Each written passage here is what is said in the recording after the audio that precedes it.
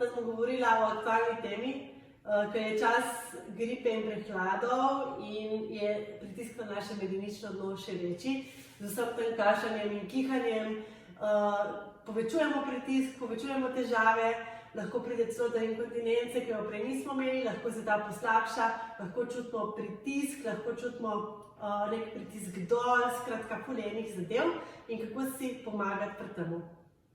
Prva stvar je, ko kihnete oziroma ko kašljate, spremenite pozicijo telesa. Se pravi, če ste ponavadi, če stojite ravno, se dajte malo naprej, se pravi, da premaknete medenično dno nazaj, da greste na eno nogo, da se težo na drugo nogo, da greste v počep, skratka, igrajte se s telesom, igrajte se s tisto pozicijo, ko čutite najmanj pritiska oziroma najmanj težav.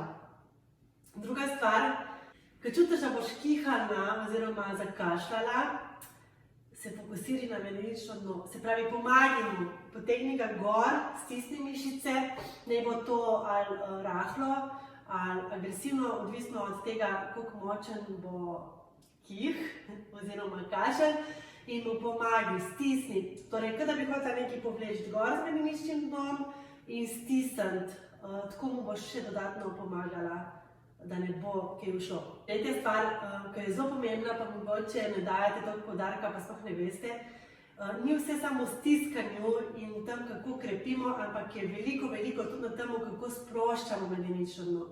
Se pravi, sprosti ritne mišice, to, kar sem jaz zdaj storila, ker skozi se mi zdi, da vlečemo, da napeljemo sprosti trebušne mišice, se pravi, vrži trebuh ven, sprosti medenično dno. Medenično dno se mora tudi sprostiti, zato da funkcionira normalno.